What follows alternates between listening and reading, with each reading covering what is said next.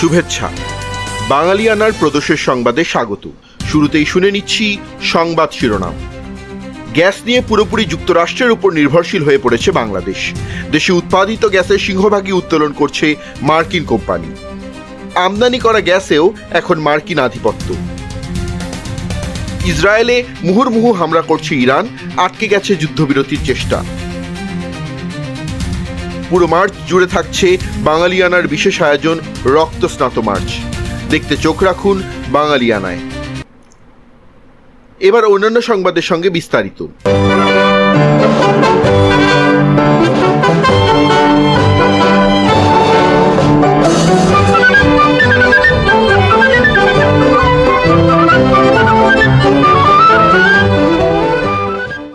বাংলার ইতিহাসের সবচেয়ে রক্তাপ্লুত সময় মার্চ 1971।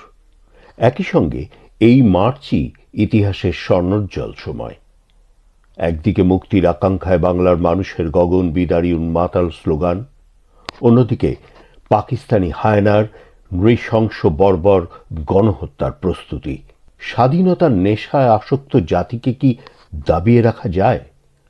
গণহত্যা, আগুন আর ধ্বংসের বধ্যভূমি থেকে বাংলার জনতা ফিনিক্স পাখির মতো উড়াল দিয়ে নীল আকাশে এঁকে দিল লাল সবুজ পতাকা। মুক্তির আকাঙ্ক্ষায় উদ্বেলিত জনতার সংগ্রামমুখর ঘটনাবহুল 1971-এর মার্চ নিয়ে বাঙালিয়ানার প্রতিদিনের আয়োজন রক্তস্নাত মার্চ। স্বাধীনতার ক্ষণগণনায় আজ 5ই মার্চ 1971 শুক্রবার। হরতাল পালনকালে সশস্ত্র বাহিনীর গুলিতে টঙ্গী শিল্প এলাকায় 4 জন শ্রমিক শহীদ হন এবং 25 জন শ্রমিক আহত হন। চট্টগ্রামে নিহত হন 222 জন, যশোরে মারা যান 1 জন। সন্ধ্যায় সরকারিভাবে ঘোষণা করা হয় আজ ঢাকায় সেনাবাহিনীকে ব্যারাকে ফিরিয়ে নেওয়া হয়েছে। হরতালের পর ব্যাংক খোলা রাখার নির্দেশ দেন শেখ মুজিব। ঢাকা সহ সারা দেশে প্রতিবাদ সভা ও মিছিলের আয়োজন করা হয়। পিপলস পার্টির চেয়ারম্যান জুলফিকার আলী ভুট্টো রাওয়ালপিন্ডির প্রেসিডেন্ট হাউসে প্রেসিডেন্ট ইয়াহিয়ার সাথে 5 ঘন্টারও বেশি সময় ধরে বৈঠক করেন।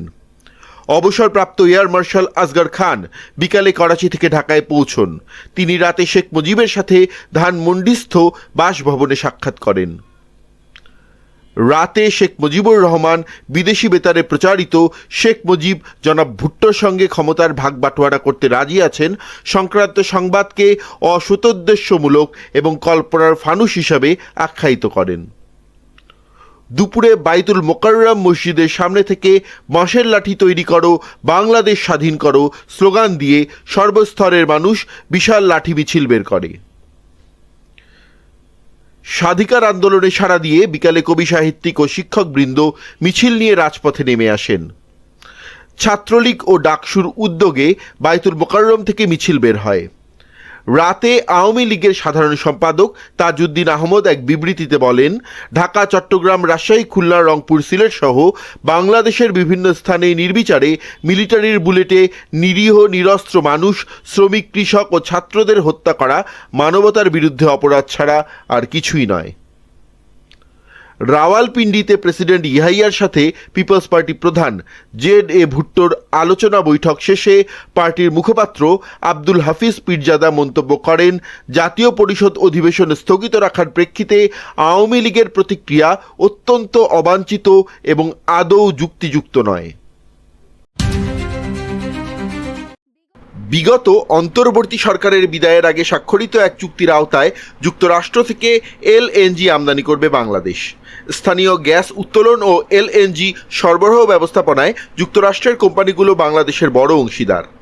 এদিকে মধ্যপ্রাচ্যে চলমান যুদ্ধ পরিস্থিতি এবং হরমুজ প্রণালী দিয়ে জ্বালানি পণ্য পরিবহন বন্ধ হয়ে যাওয়ার প্রেক্ষাপটে কাতার থেকে দীর্ঘমেয়াদী চুক্তির আওতায় এলএনজি আমদানি ব্যাহত হওয়ার আশঙ্কা দেখা দিয়েছে। এমন পরিস্থিতিতে জাতীয় গ্রিডে গ্যাসের সরবরাহ স্বাভাবিক রাখা এবং জ্বালানি নিরাপত্তা নিশ্চিন্তে আবারও যুক্তরাষ্ট্রের শরণাপন্ন হতে হচ্ছে বাংলাদেশকে।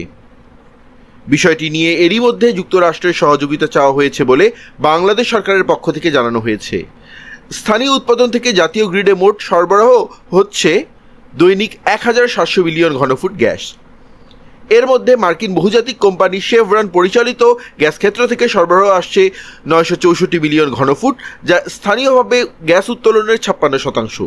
আর দেশে প্রতিদিন গড়ে 2660 মিলিয়ন ঘনফুটের বেশি গ্যাস সরবরাহ হচ্ছে, যার মধ্যে বহুজাতিক কোম্পানিটির হিস্সা 36%।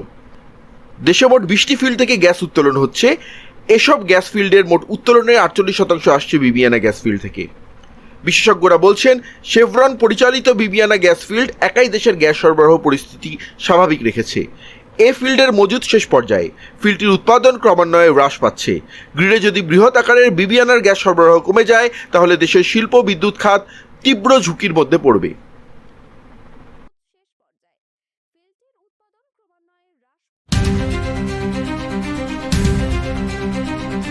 মধ্যপ্রাচ্যে ইরান আবারও ইসরায়েল ও মার্কিন সামরিক ঘাঁটিতে ক্ষেপণাস্ত্র হামলা চালিয়েছে। 5 মার্চ ভোরে এ হামলা শুরু হয়। এর আগে মার্কিন সাবমেরিন এক ইরানি যুদ্ধজাহাজ ডুবিয়ে দেয়। ইরান হুঁশিয়ারি দিয়েছে, পুরো অঞ্চলের সামরিক ও অর্থনৈতিক অবকাঠামো ধ্বংস করে দেওয়া হবে। ইসরায়েল জানিয়েছে, তাদের শহরে একাধিক ক্ষেপণাস্ত্র লক্ষ্যবস্তুতে এসেছে এবং তেল আবিব ও জেরুজালেমে সাইরেন বাজানো হয়েছে। একই সঙ্গে ইসরায়েল লেবাননের দক্ষিণাঞ্চলে হিজবুল্লাহর লক্ষ্যবস্তুতেও হামলা চালিয়েছে। কাতারে মার্কিন দূতাবাসের আশেপাশে মানুষকে সরানো হয়েছে।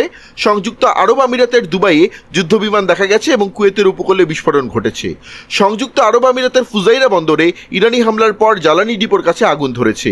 পরবর্তী সময়ে কালো ধোঁয়ায় কুণ্ডলী আকাশে উঠতে দেখা গেছে। বুধবার হোয়াইট হাউস জানিয়েছে, ইরানি শাসন ব্যবস্থা একেবারে চূর্ণ বিচূর্ণ হয়ে গেছে। এছাড়া মার্কিন প্রেসিডেন্ট ডোনাল্ড ট্রাম্প বলেছেন, আমরা যুদ্ধক্ষেত্রে অনেক ভালো করছি। এদিকে সর্বশেষ রিপোর্টে বলা হয়েছে, ইরানের বিরুদ্ধে লড়তে যোগ দিয়েছে মার্কিন মদতপুষ্ট কুর্দি যোদ্ধারা। ইতোমধ্যে কুর্দি যোদ্ধারা ইরানের সীমান্ত অতিক্রম করেছে। তারা দেশটির বাহিনীর বিরুদ্ধে স্থল অভিযান শুরু করেছে। মার্কিন ও ইসরায়েলি কর্মকর্তারা এ তথ্য নিশ্চিত করেছেন। এদিকে মার্কিন সিনেটের সংখ্যাগরিষ্ঠ সদস্য প্রেসিডেন্ট ডোনাল্ড ট্রাম্পের ইরান অভিযানের পক্ষে সমর্থন জানিয়েছেন। আকাশপথে চলমান যুদ্ধ বন্ধ এবং ইরানের বিরুদ্ধে যে কোনো সামরিক পদক্ষেপের জন্য কংগ্রেসের অনুমোদনের বাধ্যবাধকতা চেয়ে আনা একটি দ্বিপক্ষীয় প্রস্তাব আটকে দেওয়ার পক্ষে ভোট দিয়েছেন তাঁরা। সিনেটের 100 সদস্যের মধ্যে প্রস্তাবটির বিপক্ষে 52 জন এবং পক্ষে 47 জন ভোট দিয়েছেন। ফলে যুদ্ধ সীমিত করার এই ওয়ার পাওয়ার্স রেজুলেশন বা যুদ্ধ ক্ষমতা সংশ্লিষ্ট প্রস্তাবটি আর এগোতে পারছে না।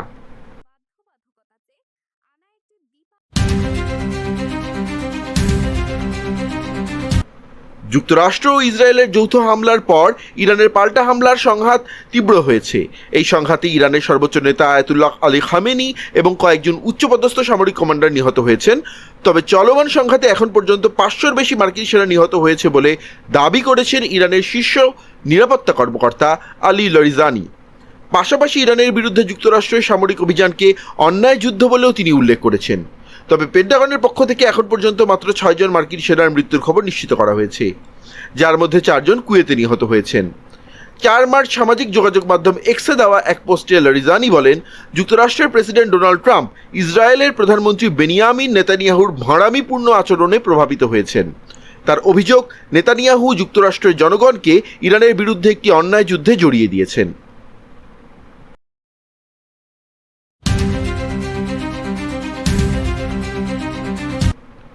সিলেটে হযরত শাহজালালের দরগায় জাতীয় নাগরিক পার্টির উত্তরাঞ্চলের মুখ্য সমন্বয়ক সার্জিস আলমের স্লোগান দেওয়ার একটি ভিডিও সামাজিক যোগাযোগ মাধ্যম ফেসবুকে ছড়িয়ে পড়েছে। ভিডিওতে দেখা যায় সার্জিস আলম একের পর এক স্লোগান দিচ্ছেন। তার স্লোগানে কণ্ঠ মেলাচ্ছেন হাজারো মানুষ। 5 মার্চ বুধবার রাতে এ ঘটনা ঘটে। পরে ভিডিওটি সামাজিক যোগাযোগ মাধ্যমে ছড়িয়ে পড়লে এ নিয়ে আলোচনা সমালোচনা শুরু হয়। এভাবে স্লোগান দেওয়ার মাধ্যমে দরগাহের ভাবগাম্ভীর্য বিনষ্ট হয়েছে বলে ফেসবুকে অনেকে ক্ষোভ ও নিন্দা জানান। আবার কেউ কেউ এই ঘটনার পক্ষে অবস্থান নেন।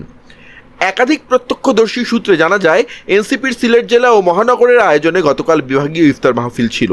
এই মাহফিলে এনসিপির আহ্বায়ক ও সদস্য নাহিদ ইসলাম, মুখ্য সমন্বয়ক নাসিরুদ্দিন পাটোয়ারি ও উত্তরাঞ্চলের মুখ্য সংগঠক সার্জিস আলম যোগ দেন। পরে তারা হযরত শাহজালালের দরগা মসজিদে তারাবির নামাজ আদায় করেন। নামাজ শেষে এনসিপির কেন্দ্রীয় নেতারা বেরোনোর সময় দরগায় উপস্থিত কয়েক হাজার মানুষ মুহুর্মুহু স্লোগান দিতে থাকেন। এই অবস্থায় দরগা থেকে নাহিদ ইসলাম ও নাসিরুদ্দিন পাটোয়ারি বের হয়ে যান। তবে সার্জিস আলম এক পর্যায়ে দরগার ভেতরে অবস্থিত নারীদের ইবাদতখানার ছাদে দাঁড়িয়ে স্লোগান ধরেন। এ সময় তার সঙ্গে উপস্থিত হাজারো মানুষ কণ্ঠ মেলান। সার্জিস আলম ও অন্যরা এ সময় ইনকিলাব ইনকিলাব জিন্দাবাদ জিন্দাবাদ, নারায়ে তাকবীর, আল্লাহু আকবার, দিল্লি না ঢাকা ঢাকা ঢাকা, দালালি না রাজপথ রাজপথ রাজপথ, আপোষ না সংগ্রাম সংগ্রাম সংগ্রাম, গোলামি না আজাদি আজাদি আজাদি এসব স্লোগান দিতে থাকে।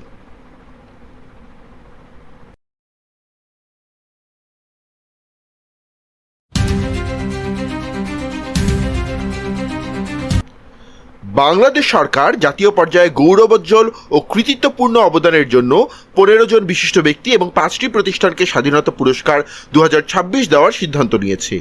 মনোনীত ব্যক্তিরা হলেন স্বাধীনতা, গণতন্ত্র, নারী শিক্ষা সহ দেশ গঠনের সার্বিক অবদানের জন্য মরণোত্তর খালেদা জিয়া, মুক্তিযুদ্ধে অবদানের জন্য মরণোত্তর মেজর মোহাম্মদ আব্দুল জলিল, বিজ্ঞান ও প্রযুক্তিতে অবদানের জন্য অধ্যাপক ডক্টর জহুরুল করিম, সাহিত্যে মরণোত্তর ডক্টর আশরাফ সিদ্দিকী, সংস্কৃতিতে এ.কে.এম. হানিফ বা হানিফ সংকেত ও মরণোত্তর বশির আহমেদ, ক্রীড়ায় জোবেরা রহমান, সমাজসেবা জনসভায় মরণোত্তর ডক্টর জাফরুল্লাহ চৌধুরী, মোহাম্মদ সাইদুল হক ও মরণোত্তর মাহিরিন চৌধুরী, জনপ্রশাসনে মরণোত্তর কাজী ফজলুর রহমান, গবেষণা ও প্রশিক্ষণে মোহাম্মদ আব্দুল বাকি, মোহাম্মদ ডক্টর এম.এ. রহিম ও অধ্যাপক ডক্টর সুকোমল বড়ুয়া, পরিবেশ সংরক্ষণে আব্দুল মুকিত মজুমদার।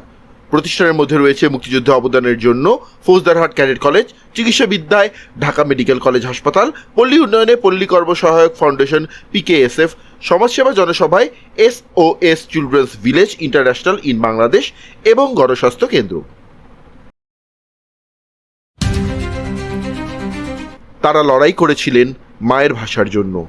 সেই ভাষা সংগ্রামীদের একজন ডক্টর শরফুদ্দীন আহমদ। ভাষা সংগ্রামীদের নিয়ে বাঙালিয়ানার বিশেষ সিরিজ প্রতিবেদনে আজ দেখবেন ডক্টর শরফুদ্দীন আহমদকে নিয়ে বিশেষ প্রতিবেদন। দেখতে ক্লিক করুন আই বাটনে।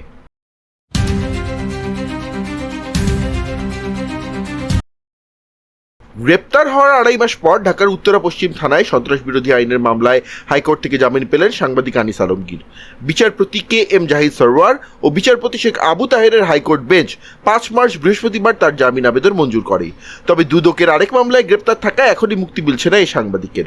গোয়েন্দা পুলিশের একটি দল গত 14 ডিসেম্বর রাত 8টার পর সাংবাদিক আনিস আলমগীরকে জিজ্ঞাসাবাদের কথা বলে ডিবি কার্যালয়ে নিয়ে যায়।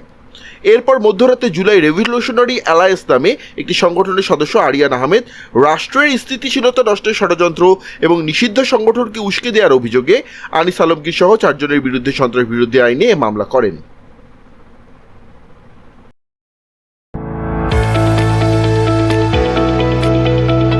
এবার শুনে নিচ্ছি বাঙালিয়ানা বাণিজ্য সংবাদ।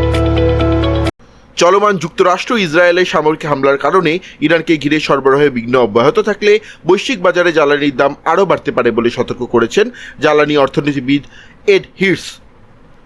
ইউনিভার্সিটি অফ হিউস্টনের এই প্রভাষক বলেন, হরমুজ প্রণালী দিয়ে যাওয়া তেলের অর্ধেক সরবরাহ বন্ধ হয়ে গেলে কিছু সময়ের জন্য তেলের দাম ব্যারেল প্রতি প্রায় $150 উঠে যেতে পারে। আল জাজিরাকে তিনি বলেন, এর প্রভাব ইতোমধ্যেই LNG বাজারে দেখা গেছে। প্রথম দিনেই দাম 40% বেশি বেড়েছে। সোমবার থেকে মঙ্গলবারের মধ্যে ইউরোপের বিভিন্ন দেশে প্রাকৃতিক গ্যাসের দাম প্রায় দ্বিগুণ হয়েছে। তিনি আরও বলেন, ডিজেলের দামও অস্বাভাবিক হারে বেড়েছে। গ্যাস নির্ভর কিছু দেশ এখন পেট্রোলিয়াম কেনা বাড়িয়ে দিয়েছে, যা ভবিষ্যতের সরবরাহ অর্ডারেও প্রভাব ফেলছে।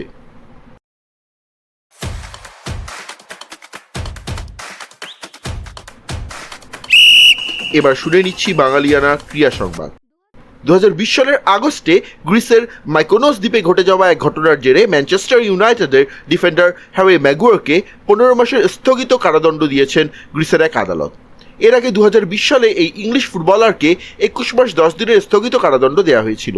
সে সময় বারবার শারীরিক হামলা, ঘুষ দেওয়ার চেষ্টা, সরকারি কর্মকর্তাদের উপর সহিংসতা এবং অপমানের অভিযোগে দোষী সাব্যস্ত করা হয় ম্যাগুয়ারকে। বিবিসি স্পোর্ট জানিয়েছে, ম্যাগুয়ার সব অভিযোগ অস্বীকার করেছেন এবং এই রায়ের বিরুদ্ধে তিনি গ্রিসের সর্বোচ্চ আদালতে আপিল করার পরিকল্পনা করছেন।